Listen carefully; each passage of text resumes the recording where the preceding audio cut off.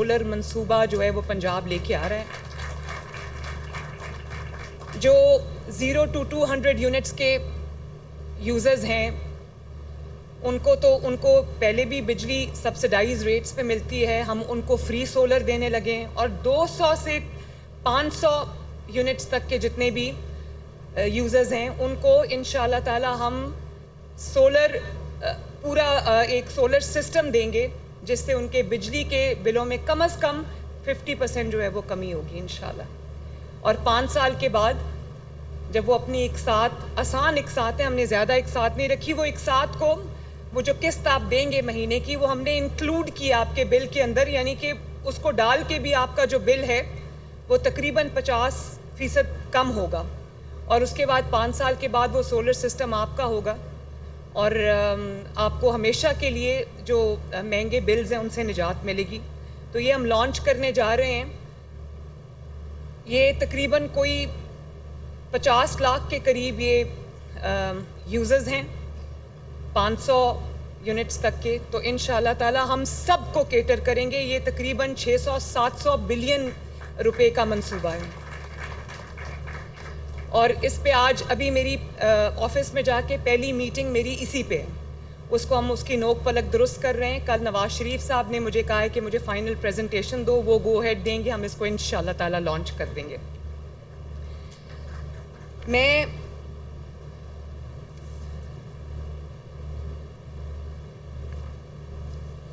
آج ایک اور بات کرنا چاہتی ہوں. یہ جب ملک سٹیبلائز ہونے لگتا ہے، جب اس ملک میں عوام کی زندگی میں بہتری آتی ہے، ترقیاتی کام ہونے لگتے ہیں، مہنگائی کم ہونے لگتی ہے، تو کسی نہ کسی کو اس کی تکلیف شروع ہو جاتی ہے. پتہ نہیں کون سی ایسی نظر ہے جو اس ملک کو لگ جاتی ہے. چند افراد کا ایک ٹولہ بیٹھ کر کوئی ایسے فیصلے کر دیتا ہے جس سے ترقی کا جو عمل ہے یا وہ رک جاتا ہے یا وہ ریورس ہو جاتا ہے. ابھی آپ نے دیکھا ہوگا کہ سٹاک مارکیٹ 82,000 پہ پہنچی. 82,000 پہ. یہ بلا وجہ نہیں ہوتا، یہ ایک سینٹیمنٹ ہوتا ہے مارکیٹ میں جس میں لوگوں کا اعتماد ہوتا ہے حکومت کے اوپر کہ یہ حکومت کچھ ایسے فیصلے کر رہی ہے جس سے اکانومی میں بہتری آ رہی ہے، جس سے چیزوں کے اندر بہتری آ رہی ہے، عوام کی زندگیوں میں بہتری آ رہی ہے. تو اب آپ دیکھیں یہ جو ابھی سپریم کورٹ کا ڈیسیجن آیا ہے، یہ ڈی سٹیبلائزیشن کی کوشش نہیں ہے تو اور کیا ہے؟ مجھے اس کا دوسرا نام تو سمجھ نہیں آتا. ایک ایسا شخص جس کو آج آپ یہ بھی نہیں کہہ سکتے کہ وہ tried and tested and field نہیں ہے. مسلم لیگ نون کو 3 حکومتیں ملی، تینوں حکومتوں میں ترقی کے نئے ریکارڈ اس نے قائم کیے، خدمت کے نئے ریکارڈ قائم کیے، دنیا نے اس کی گواہی دی. اور ایک شخص ایسا ہے جس کو 4 سال حکومت ملی، اس نے وہ تباہی کی اس ملک کی کہ جس کی کوئی مثال نہیں ملتی.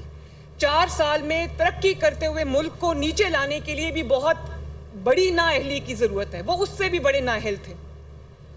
آج جو ہمارے حالات ہیں ملک کی اکانومی کے، آج جو ہمارے حالات ہیں عوام کے اوپر جو تکلیفیں آئی ہوئی ہیں، یہ اسی 4 سال کا نتیجہ ہے جس کے اندر IMF کو تو نواز شریف نے وہ پروگرام سکسیسفلی ختم کر کے اس کو خداحافظ کہہ دیا تھا. واپس IMF کو لانے والا کون ہے؟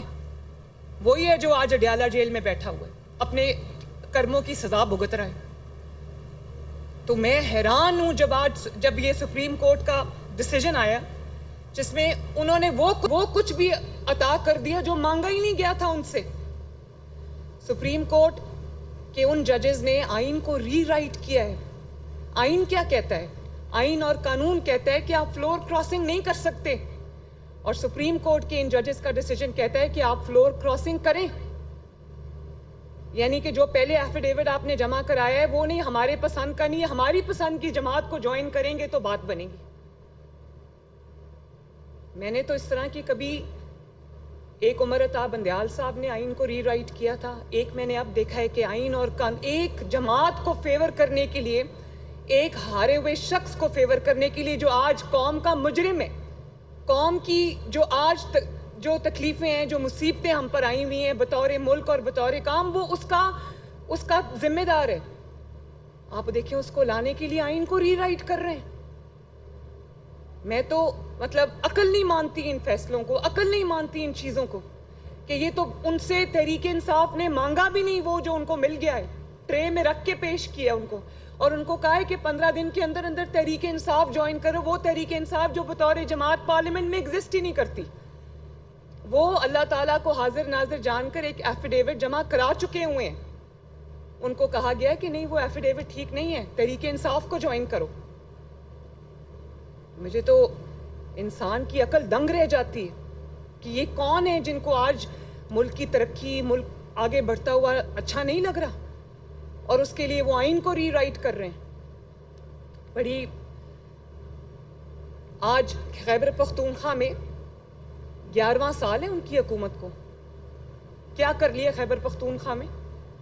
پاکستان کا 4 سال میں جو بیڑا غرق کیا ہے وہ خیبر پختونخوا میں 11 سال ہو گئے ہیں. ایک سڑک آپ کو نظر نہیں آئے گی، ایک کام آپ کو نظر نہیں آئے گا. یقین مانے ابھی میں گئی ہوئی تھی خیبر پختونخوا، یہ جو 2 چھٹیاں تھیں، تو میں حیران رہ گئی. جہاں پنجاب ختم ہوتا ہے اور خیبر پختونخوا شروع ہوتا ہے، وہاں پر ترقی ختم ہوتی ہے اور تنزلی شروع ہوتی ہے. تکلیف ہوتی ہے دیکھ کے. خیبر پختونخوا میرا صوبہ ہے، میرا ملک ہے، اس کے عوام بھی پاکستان کے عوام ہے، ترقی ان کا بھی حق ہے، اچھی زندگی ان کا بھی حق ہے. لیکن نااہلی آپ دیکھیں، صرف سیاسی نعرے بازی، صرف بدتمیزی، بد تہذیبی، نااہلی، نالائکی، اور اپنی فرائض سے بطور سیاسی جماعت اپنے فرائض سے مجرمانہ غفلت. اس کے علاوہ اور ہے کیا ان کے پاس؟ اور اگر ایک حکومت آ گئی ہے جو ملک کو بحران سے نکال رہی ہے، اکانومی کو سٹیبلائز کر رہی ہے، عوام کی تکالیف دور کرنے کے لیے دن رات محنت کر رہی ہے، تو میں سپریم کورٹ کے ججز سے یہ عرض کرنا چاہتی ہوں کہ چلنے دو اس ملک کو. جس شخص کو آپ واپس لانا چاہتے ہو وہ شخص اس قوم کا مجرم ہے. آپ کے لیے ہم اتنا آسان نہیں ہونے دیں گے. انشاءاللہ تعالیٰ یہ حکومت 5 سال پورے کرے گی اور